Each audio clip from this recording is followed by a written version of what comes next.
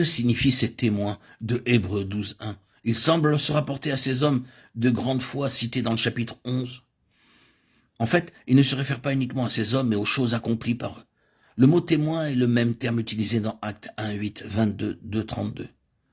C'est pourquoi il peut aussi être interprété comme se rapportant aux choses pour lesquelles ils ont été des témoins. Ce que nous dit la parole de Dieu ici, c'est que le témoignage rendu aux choses accomplies par ces hommes de foi nous environne comme une nuée. Que veulent démontrer ces témoins? Ils démontrent le si grand salut de Dieu. Hébreux 2, 3, 4. Ce grand salut ne fait pas allusion au pardon des péchés, mais il parle du royaume. Car le royaume est le but de notre course. Dieu nous donne tous ces témoins afin de nous encourager à vivre une vie de foi pour courir la course et obtenir la gloire du royaume. Nous pouvons penser que les grands hommes de foi cités dans le chapitre 11 n'ont pas un rapport direct avec le royaume. Cependant, leur foi étant leur course, ils ont cru en dépit de tout, c'est-à-dire qu'ils ont renoncé à tout pour achever leur course.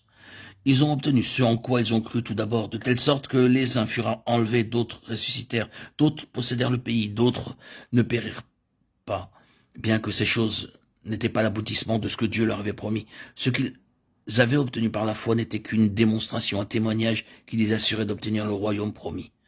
Tout cela, à la foi desquels il a été rendu témoignage, n'ont pas obtenu ce qui leur était promis, Dieu ayant vu quelque chose de meilleur pour nous, afin qu'ils ne parviennent pas sans nous à la perfection. Hébreux 11, 39, 40. De quelle promesse s'agit-il? Rien de moins que le royaume. Tout cela avait le témoignage vivant en eux que Dieu leur donnerait le royaume. Une telle nuée de témoins, à cause de leur foi, Dieu leur a accordé une grâce. Il a répondu aux prières et accompli des miracles, prouvant ainsi qu'il était satisfait par leur manière de courir leur course, et qu'assurément il leur donnerait le royaume. Étant environnés par une telle nuée de témoins, courons aussi la course de la foi. Dieu a disposé le royaume devant nous. Il a préparé pour nous une course. À l'arrivée, la défaite ou le succès sera manifesté. Celui qui vaincra régnera avec Christ, mais celui qui sera défait, bien qu'il soit sauvé, n'aura aucune part à la gloire du royaume. Dès qu'une personne est sauvée, Dieu la place dans une course qui mène tout droit au royaume. Ses paroles, sa conduite, ses pensées, sa vie, en réalité tout ce qu'il est, détermine le fait de gagner ou non le royaume. Le croyant qui refuse de courir cette course s'estime lui-même comme n'étant pas digne du royaume, et le croyant qui court pauvrement met en péril ses chances de gagner le royaume. Or, Dieu a déjà placé chaque chrétien dans cette course. Cependant, le fait de gagner ou non le royaume est une question qui ne peut être tranchée que par lui seul. La consécration, la fidélité et la victoire l'aideront à recevoir la couronne.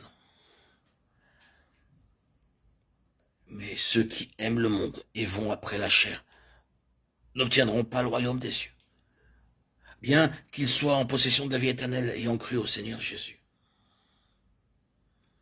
Ils n'ont aucune part à la gloire du royaume.